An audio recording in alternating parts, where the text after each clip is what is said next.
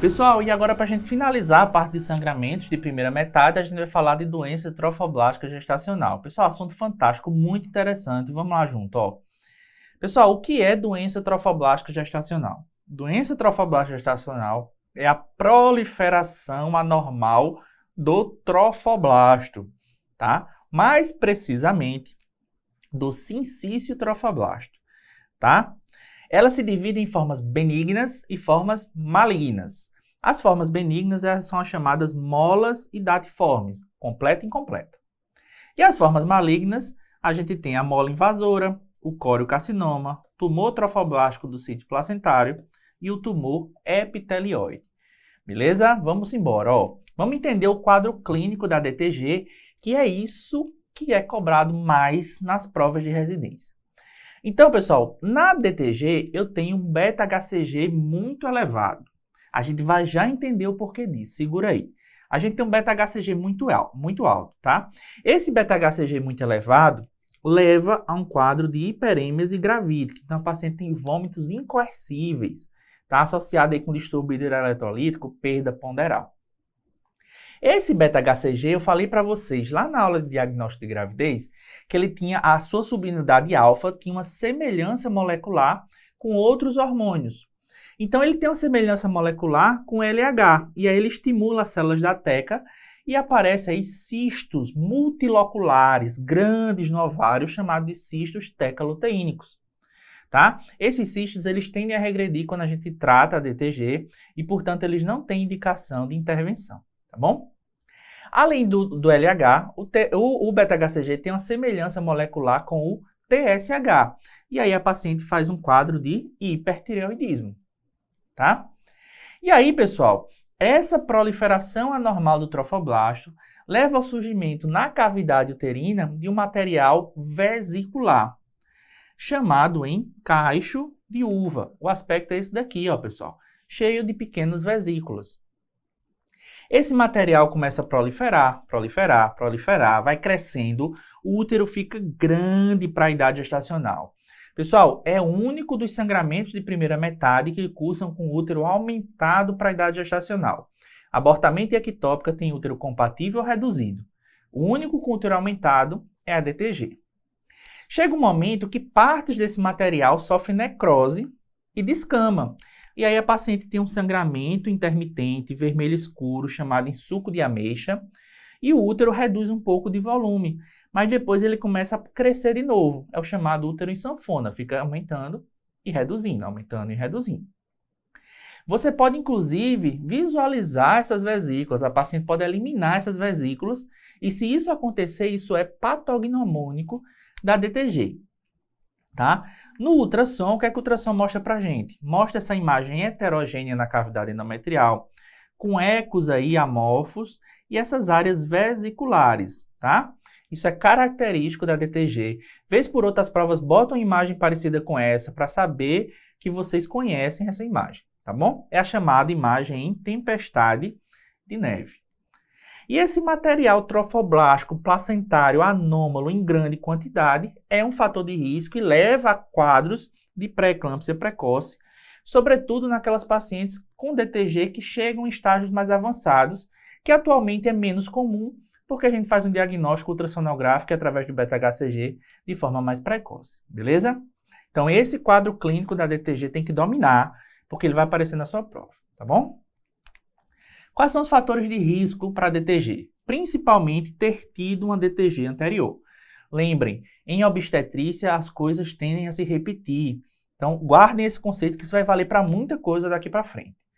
Idades avançadas também é fator de risco. Pacientes com história de abortamentos prévios, tá? Pacientes que fumam, né?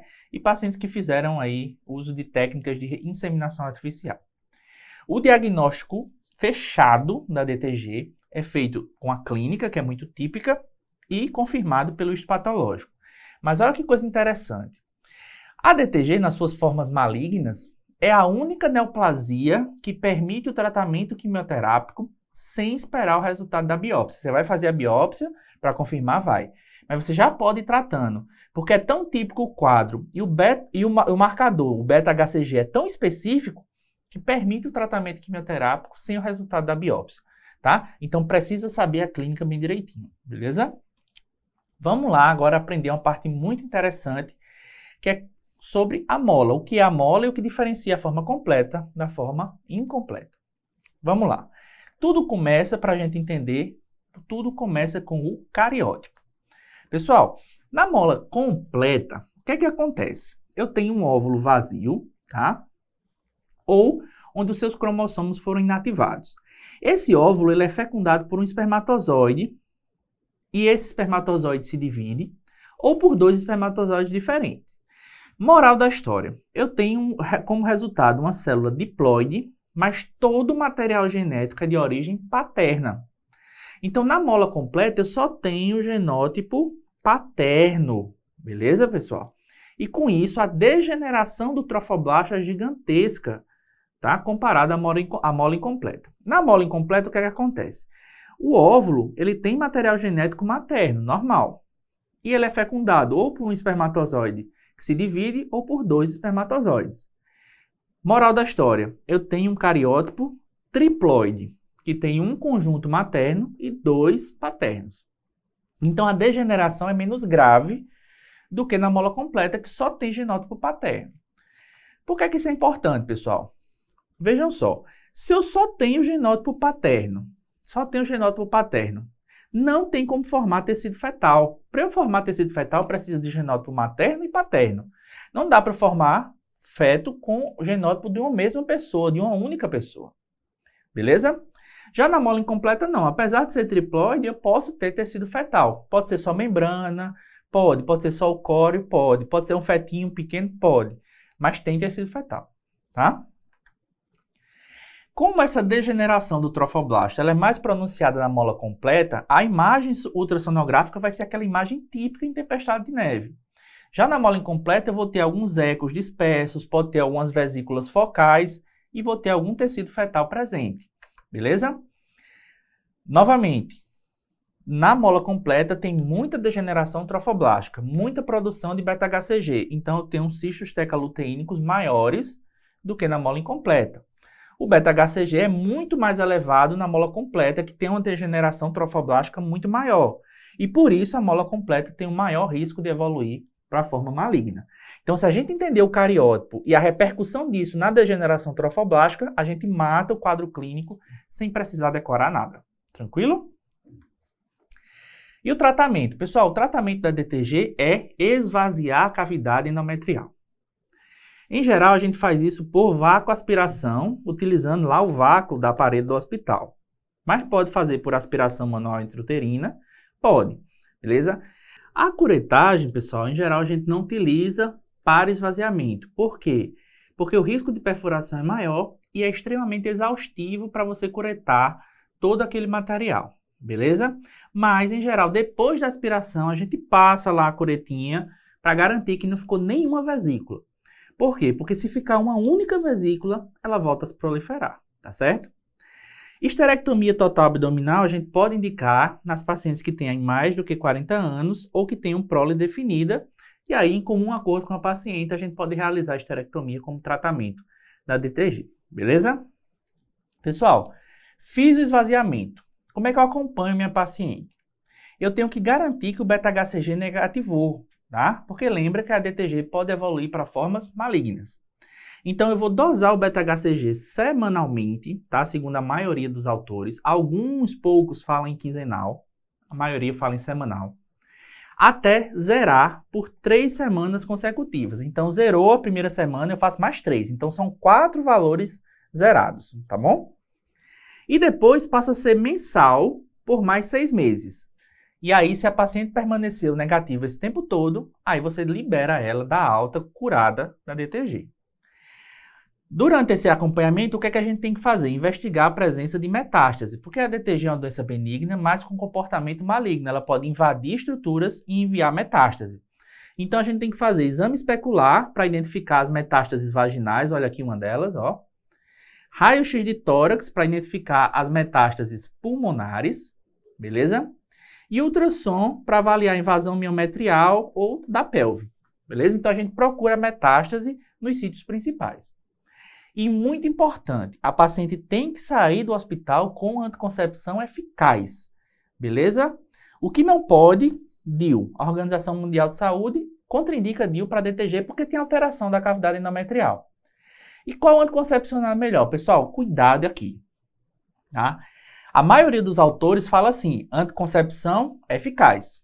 Aí alguns falam assim, anticoncepção oral eficaz. Outros falam anticoncepção combinada eficaz, tá? Mas quando a gente vai para os critérios de elegibilidade, a única contraindicação real é o DIU. Então pode aparecer na prova de vocês de qualquer forma dessa, tá?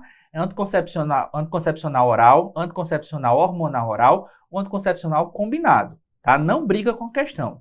O importante é você aprender o conceito de que tem que ser anticoncepção eficaz. Por quê? Porque se durante o acompanhamento ela engravida, o beta-HCG volta a subir e a gente não sabe se é malignização recidiva da doença ou se é só da nova gravidez. A gente vai ficar cego sem conseguir acompanhar. Então, por isso que ela não pode engravidar durante o acompanhamento, tá bom? Vamos ver como é que isso cai? Pessoal, eu trouxe aqui para vocês uma paciente primigesta de 22 anos, tá? Com 8 semanas e 2 dias de amenorreia com quadro de sangramento genital. A paciente tem bom estado geral, descorado uma cruz, afebril, pressão normal, frequência cardíaca normal. O especular tem sangue no fundo de saco, com saída ativa pelo orifício cervical. No toque, o colo está amolecido e fechado. O útero é globoso e amolecido, palpável 2 centímetros acima da sínfise púbica. Pessoal, vamos lá. Lembra da aula de diagnóstico de gravidez? Sínfise púbica marca qual semana? Marca a 12ª semana. E ele está 2 centímetros acima. Então, por volta aí de 14 semanas de altura de fundo para um tempo de amenorreia de 8. Então, eu tenho útero aumentado para a idade gestacional. Matou a questão. Só pode ser DTG, beleza? Além disso, ele trouxe aqui ó, a imagem tempestade de neve para não deixar dúvida. Então, eu estou diante de uma doença trofoblástica gestacional, tá? Qual é o tratamento da doença trofoblástica gestacional? É esvaziar a cavidade endometrial, tá bom? Não adianta fazer só repouso físico. Se eu deixar essa paciente vai invadir estruturas, vai emitir metástases, ela vai ficar muito grave. A gente não utiliza misoprostol nesse esvaziamento. Por quê, pessoal? Porque há risco de a contração causada pelo misoprostol fazer embolização de células, então não se faz, beleza? Lembra que a curetagem não é o tratamento de escolha, o tratamento de escolha é a vacoaspiração. Você faz a dilatação manual do colo, tá? Dilata mecanicamente o colo, passa o vácuo aspirador e esvazia a cavidade. Resposta, letra A. Tá certo? E a neoplasia trofoblástica, pessoal? Neoplasia trofoblástica, a gente vai dar esse diagnóstico naquelas pacientes onde o beta-HCG aumentar pelo menos 10% 2 semanas consecutivas, estabilizar por 3 semanas ou não zerar em 6 meses. Esse é o diagnóstico de NTG, tá? Neoplasia trofoblástica gestacional. Nesse caso, eu tenho que reinvestigar a presença de metástase, daquela mesma forma que a gente já falou. E existem 4 diagnósticos principais. A mola invasora, chamada de corioadenoma destruens, tá? Que surge preferencialmente da transformação de uma mola prévia, responsável por 70% a 90% dos casos. Coriocarcinoma é o tipo mais agressivo, tá? Ele pode surgir aí depois de qualquer tipo de gestação, normal, ectópica, mola, qualquer uma, beleza? O principal sítio de metástase é o pulmão, seguido da vagina, que responde aí por 10% a 30% dos casos. E a gente tem 2 formas raras. O tumor trofoblástico do sítio placentário, beleza? Que ele não deriva do sincício trofoblasto, e sim do trofoblasto intermediário, e por isso ele não produz tanto beta-HCG, ele produz hormônio lactogênio placentário. E o tumor epitelioide, que surge mais comumente após uma gestação a termo, tem um biomarcador, que é a proteína P63, e não responde à quimioterapia, tá? Então aqui o tratamento envolve histerectomia na grande maioria dos casos, ok? Pessoal, e o tratamento da neoplasia trofoblástica gestacional? É com quimioterapia, tá? Associado ou não com histerectomia. Vai depender da idade da paciente, da prole definida, do tipo de neoplasia, beleza? Em geral, a gente faz monoterapia com metotrexato, tá? Mas também podemos fazer poliquimioterapia em alguns casos. O que vai diferenciar um do outro é um score de risco, que envolve o estadiamento da doença e os fatores prognósticos da paciente. Aí você calcula um score, a gente não vai aprender, não vai decorar isso, tá? Mas a gente vai aprender assim, se o score der a partir de 7, a gente vai para poliquimioterapia. Até 6, monoquimioterapia com metotrexato. Aprende isso que está suficiente, beleza?